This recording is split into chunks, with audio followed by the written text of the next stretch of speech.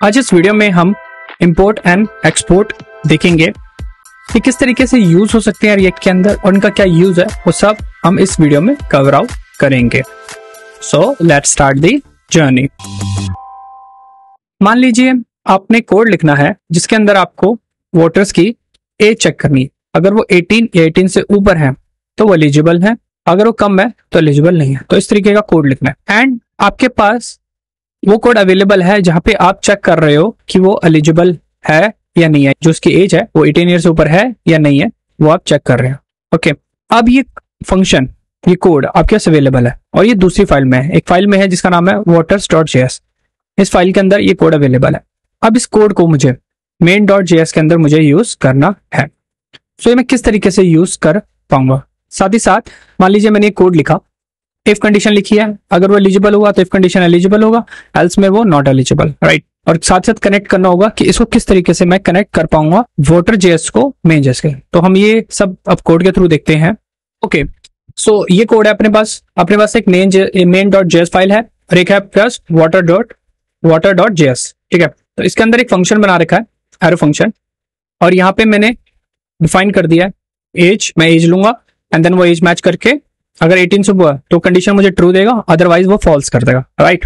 और यहाँ पे ये इस वाली फाइल का मुझे एक्सेस करना है, ठीक है। और एक HTML फाइल है जहां पे मैंने स्क्रिप्ट को ऐड किया है और यहां पर मैं इसके आगे लिख देता हूं टाइप मॉड्यूल, ठीक है। ये लिखना जरूरी है, अगर ये नहीं लिखोगे तो actually import and export work नहीं करेगा। अब मैं किस तरीके से इंपोर्ट कर सकता हूं, तो सबसे पहले मैंने यहाँ पे एक एक्सपोर्ट लिख दिया। एक्सपोर्ट का मतलब ये कोड अब इस फाइल के बाहर एक्सेस हो पाएगा, तो एक्सपोर्ट का मतलब ये है आपका, राइट। अब मैं इसको कैसे यूज कर पाऊंगा दूसरी फाइल के अंदर, तो मैं क्या करूंगा, यहाँ पे एंटर लिया, इंपोर्ट लिखूंगा। इंपोर्ट का मतलब मुझे फाइल इंपोर्ट करनी है, यानी कि वो दूसरी फाइल इस फाइल के साथ कनेक्ट करना है। और मैं लिखता हूं फ्रॉम और उस फाइल का नाम, जैसे उस फाइल का नाम है water.js, तो रूट लगाया मैंने, यानी कि रूट में जाइए और water.js में उसको फाइल को एक्सेस कीजिए। फिर उस फाइल के अंदर एक फंक्शन है एलिजिबल, तो इसको कैसे कॉल कर सकता हूं, तो यहाँ पे मैं लगाऊंगा कर्ली ब्रेसेस और यहाँ पे लिखूंगा एलिजिबल। तो यहाँ पे एलिजिबल आ रहा है, तो ये आपका एलिजिबल फंक्शन यहाँ पे आ गया। अब यानी कि ये फंक्शन इस फाइल के अंदर एक्सेसिबल है, यानी कि अब एक्सेस कर सकता हूं। देन एक वेरिएबल बनाता हूं, इज एलिजिबल, ठीक है। एंड इस एलिजिबल के अंदर मैं फंक्शन कॉल करता हूं एंड इसके अंदर मैं 20 है।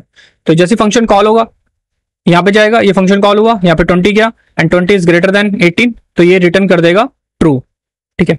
तो ये ट्रू इसके अंदर आ गया। देन इसको मैं कॉपी किया एंड देन यहाँ पे पेस्ट किया। अब इसको चला के देखते हैं, तो इसको मैं लाइव चलाऊंगा। ओके, गो लाइव सर्वर पे चलते हैं। तो यहाँ पे आपका ये चल गया, राइट। अब इसके अंदर मैं इंस्पेक्ट में जाता हूं क्योंकि मैंने कंसोल लॉक किया हुआ है। तो यहाँ पे क्या आ रहा है, इसको फिर दोबारा रिफ्रेश कर लेते हैं अपन, एंड देन रिफ्रेश करके एलिजिबल, तो आपका एलिजिबल है। तो यहाँ पे ये वाला फंक्शन एलिजिबल जो वोटर का वो एक्सेसिबल हो रहा है। अगर मैं यहाँ पर डाल दूं 19, सॉरी यहाँ पे डाल दूं 15, तो देखो तो नॉट एलिजिबल। तो इस तरीके से आपका इंपोर्ट एंड एक्सपोर्ट वर्क करता है। जिस भी फंक्शन को आपको बाहर वो एक्सेसिबल हो सके तो आपको उसके आगे एक्सपोर्ट लगा दो। जिस फाइल के अंदर दूसरी फाइल का फंक्शन यूज करना है या वेरिएबल जो भी आपको यूज करना है, तो वो इंपोर्ट करोगे, ठीक है। कर्ली ब्रेसेस लगाओगे और जो भी नाम है फंक्शन या वेरिएबल्स का वो आप यहाँ पे यूज कर पाओगे। ओके, अब मान लीजिए मैं एक यहाँ पे लिखता हूं एक्सपोर्ट लेट एज या नेम, राइट। और यहाँ पे लिख देता हूं अमित। अब मुझे ये भी एक्सेस करना है, यहाँ पे लगाऊंगा कॉमा एंड नेम लिख दूंगा, ठीक है। अब इस नेम को मैं यहाँ पे प्रिंट करा सकता हूँ। तो इस तरीके से वेरिएबल भी एक्सेस, सॉरी अभी क्योंकि ये 20 का है तो इसको मैं यहाँ पे 20 लिख देता हूँ एंड देन यहाँ पे आपके पास एलिजिबल अमित। तो इस तरीके से आप वेरिएबल भी एक्सेस कर सकते हो। ये हुआ एक्सपोर्ट का काम। एक होता है डिफॉल्ट, एक्सपोर्ट डिफॉल्ट। वो एक्चुअल में क्या करता है, अगर आप किसी के आगे वो डिफॉल्ट लगाते हो तो वो ऑटोमेटिकली एक्सपोर्ट हो जाएगा, यानी कि उसको कॉल करने की जरूरत नहीं पड़ेगी। जैसे इस फाइल को आप कॉल कराओगे वो भेजा ही जाएगा, कंपलसरी हो जाएगा डिफॉल्ट के टाइम पे। यानी कि डिफॉल्ट है, ये भेजना ही भेजना, कुछ नहीं भेज रहे तो ये जाएगा ही जाएगा, डिफॉल्ट का मतलब। तो वो कैसे यूज कर सकते हैं, तो मैं एक फंक्शन आता हूँ, एरो फंक्शन लिख देता हूँ कनेक्ट। ओके, एंड इसके अंदर कर लेते हैं अपन लॉग कनेक्टेड।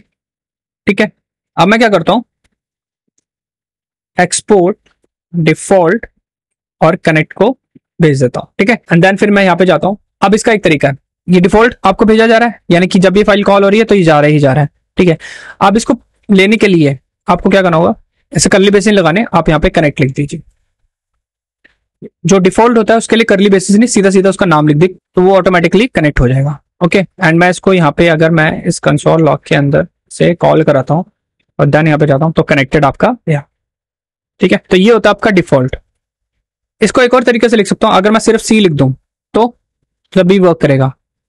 कंपलसरी नहीं है कि अगर आपने डिफॉल्ट का जो भी वेरिएबल का नाम या फंक्शन का नाम है वो सेम यहाँ पे होना चाहिए डिफॉल्ट के लिए, बट अगर सिर्फ आप एक्सपोर्ट कर रहे हो तो सेम नाम होने चाहिए, तभी वो एक्सेसिबल हो पाएंगे।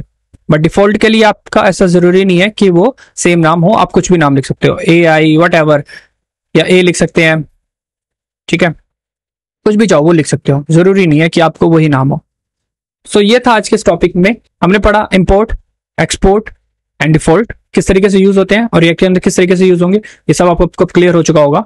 सो like, subscribe, share and bell icon पे जरूर क्लिक कर दीजिएगा। अगर आपको कोई क्वेरी है तो कमेंट भी कर सकते हैं। सो मिलते हैं नेक्स्ट वीडियो में। सो तब तक के लिए नई चीजें सीखते रहिए और बढ़ते रहिए।